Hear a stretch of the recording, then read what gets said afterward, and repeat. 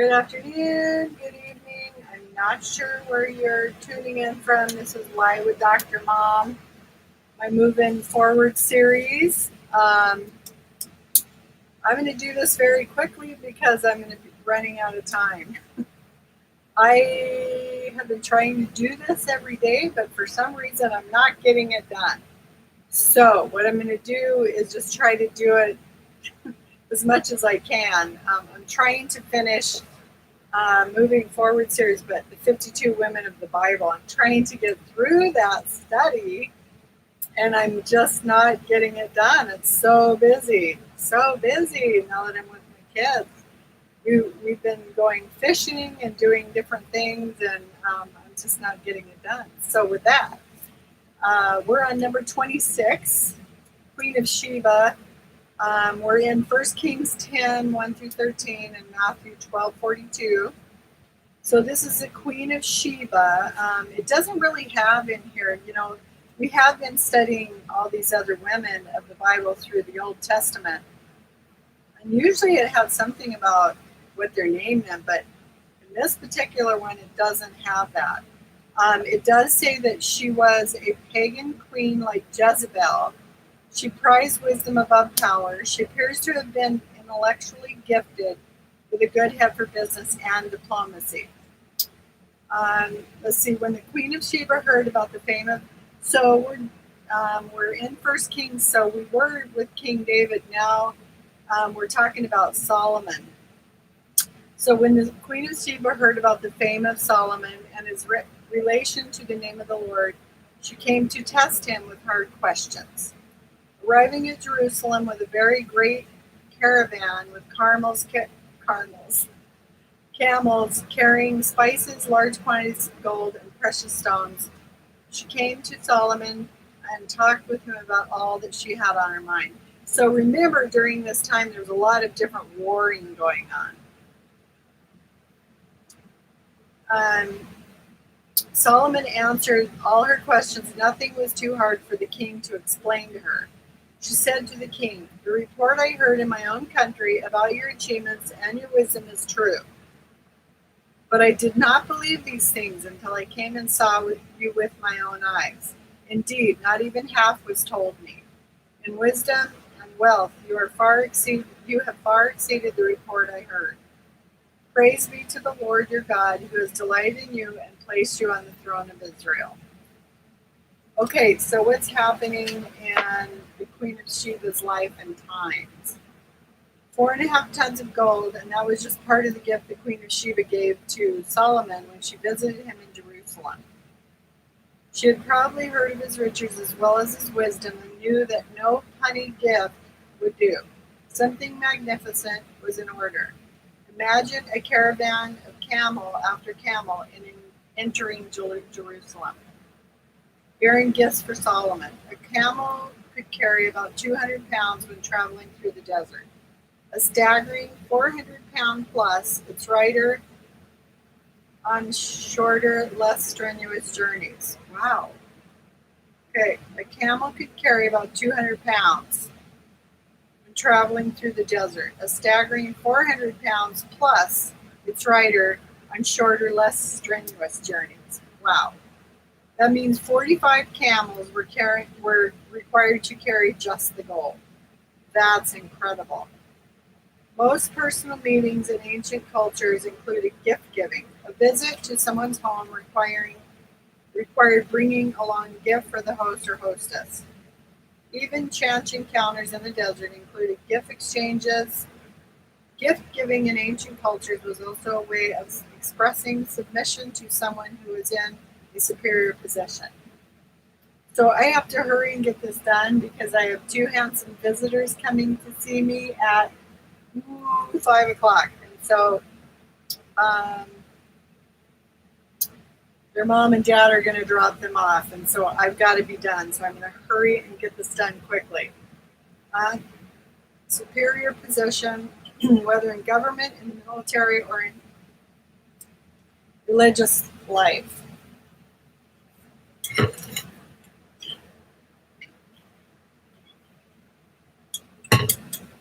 At times, a gift might be given to gain favor or even to bribe someone in a superior position. Some of the gifts mentioned in the Old Testament are pretty staggering in scope.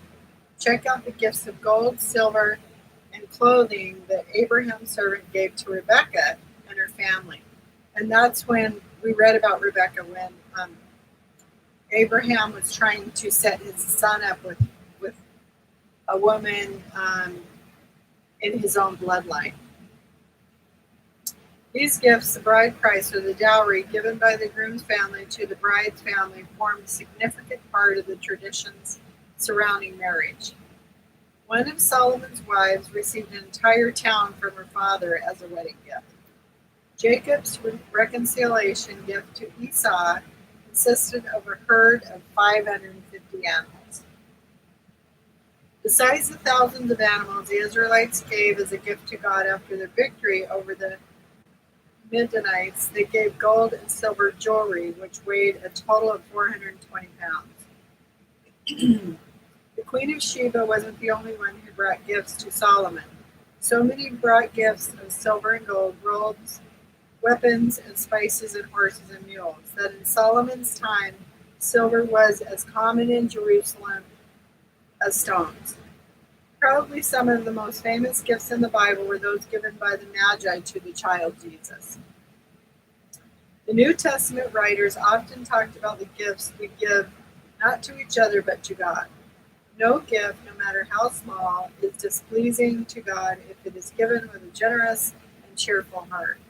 In fact, Jesus praised the widow who gave only 2 small coins because she gave all she had, out of the heart of love for God, contrasting her with the others who gave a small amount of their wealth, often grudgingly. More important to God than the size of our gift is the condition of our hearts when we give. So what's happening in our life and times, but greater and finer, more thrilling than any gift we can give to each other or to God are the gifts he gives to us. Solomon, in the midst of all his wealth and wisdom, thanked God for the gift of a good and simple life, satisfying work to do, a peaceful rest at night, a bit of happiness.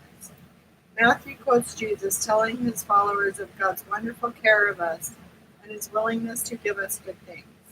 If you then, though you are evil, know how to give good gifts to your children, how much more will your Father in heaven give good gifts to those who ask him? With the crowning touch, the gift worth more than all the gold in the world is a gift God so lovingly and willing gave us of eternal life through his Son. That's Romans 6:23.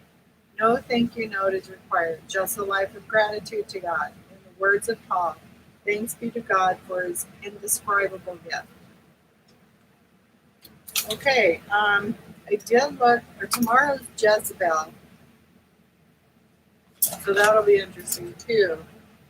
Let's see.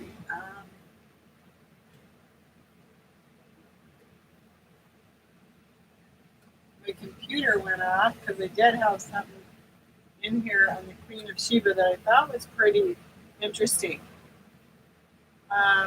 Queen of Sheba, according to Jewish and Islamic traditions, ruler of the kingdom of Sheba, or Sheba in southwestern Arabia. In the biblical account of the reign of King Solomon, she visited his court at the head of a camel caravan bearing gold, jewels, and spices. The story provides evidence for the existence of important commercial relations between ancient Israel and the southern Arabia. According to the Bible, the purpose of her visit was to test Solomon's wisdom by asking him to solve a number of riddles. The story of Bilqis as the Queen of Sheba is known as Islamic tradition. It appears in the Quran. Though she is not mentioned by name and her story has been embellished by Muslim commentators, the Arabs have also given Bilqis a southern Arabic genealogy, and she's a subject of widespread cycle of legends. According to one account, Solomon, having heard from a hoopoe, one of his birds, that Bilqis and her kingdom worshiped the sun, sent a letter asking her to worship God. She replied by sending gifts, but when Solomon proved Unreceptive to them, she came to his court herself. So this is a legend, evidently. The king's gen, meanwhile, fearing that the king might be tempted into marrying Bilquis, whispered to him that she had hairy legs and the hooves of an ass. Solomon, being curious about such a particular phenomenon, had a glass floor built before his throne so that the quest tricked him into thinking it was water, raised her skirt to cross it, and revealed that her legs were truly hairy. Solomon then ordered the gem to create a dairy for the queen. Tradition does not agree as to whether Solomon himself married Bilquis or gave her in marriage to a tradesman. He did, however, become a believer. She did, however, become a believer. The Queen of Sheba appears in a prominent figure in the Kebra Nagast, Glory of King, Ethiopian national epic and foundation story. According to this tradition, the Queen of Sheba, called Makeda, visited Solomon's court after hearing about his wisdom. She stayed and learned from him for 6 months. On the last night of her visit, he tricked her into his bed and she became pregnant. She returned to her kingdom where she bore Solomon's son, Menelik. Menelik the first was made king by his father, thus founding the royal Solomonic dynasty of Ethiopia, which ruled until the disposition of Haile-Selassie. So I'm not sure about that one, but that's what they say in here. And that looks like the story of the Queen of Sheba also appears among the Persians, probably derived from Jewish tradition, where she is considered the daughter of a Chinese king and a fairy-like being of a mythology, basically is what they're saying. I thought the quote today, we could just do it on wise women. I guess she was wise, but she also at first studied pagan gods, but then it looks like what switched over. She appears to be intellectually gifted and had a good head for business and diplomacy. So I just looked up some things on quotes from women. Foolish woman keeps talking. A wise woman understands the power of her words as well as her silence, which has always been hard for me. Okay, let's see. And I did look it up here, which is, let's see, I said 1 Kings 10. I did read through it in here, which was pretty good.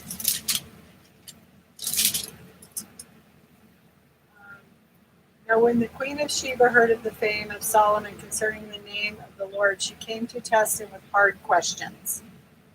She came to Jerusalem with a very great retinue with camels, bearing spices and very much gold and precious stones. When she came to Solomon, she told him all that was on her mind, and Solomon answered all her questions. There was nothing hidden from the king that he could not explain to her. When the Queen of Sheba had seen all the wisdom of Solomon, the house that he had built, the food of his table, the seating of his officials, and the attendance of his servants, their clothing, his cupbearers, and the burnt offerings that he offered at the house of the Lord, there was no more breath in her. And she said to the king, the report was true that I heard in my own land of your words and of your wisdom. But I did not believe the reports, and until I came and my own eyes had seen it. And behold, the half was not told me. Your wisdom and prosperity surpasses the report that I heard. Happy are your men, happy are your servants who continually stand before you and hear your wisdom. Blessed be the Lord your God, who has delighted in you and set you on the throne of Israel. Because the Lord loved Israel forever, he has made you king, that you may execute justice and righteousness. Then she gave the king 120 talents of gold and a very great quantity of spices and precious stones. Never again came such an abundance of spices as these that the Queen of Sheba gave to King Solomon. Moreover, the fleet of Hiram which brought gold from Ophir a very great amount of almug wood and precious stones. And King Solomon gave to the queen of Sheba all that she desired, whatever she asked, besides what was given by her by the bounty of King Solomon. So she turned and went back to her own land with her servants. So I don't see where he married her, but I'm gonna have to read on to see about that. I'm not sure about that. It doesn't really say it in that part. So we are running out of time. My visitors should be coming soon, so I better root. Let's see. Today is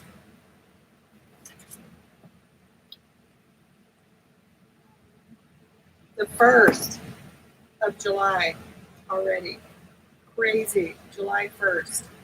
Oh my. So it's the 4th of July this weekend.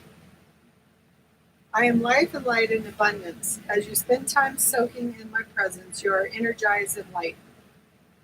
Through communing with me, you transfer your heavy burdens to my strong shoulders. By gazing at me, you gain my perspective on your life. This time alone with me is essential for unscrambling your thoughts and smoothing out the day before you. Be willing to fight for this precious time with me. Opposition comes in many forms. Your own desire to linger in bed, the evil one's determination to distract you from me, the pressure of family, friends, and your own inner critic to spend your time more productively. As you grow in your desire to please me above all else, you gain strength to resist these opponents. Delight yourself in me, for I am the deepest desire of your heart. That's in Psalms 48:9. July 1st, everybody. Wow, July 1st already. Oh my goodness, summer's going to go before we know it, isn't it? It's crazy. Crazy. Okay. This is going to be short today, but at least I got it in. I have to do a bodybuilding update too. Probably, I hope tomorrow. Wow, I'm just running out of room. So blessings to all of you. Much love and have a wonderful Thursday.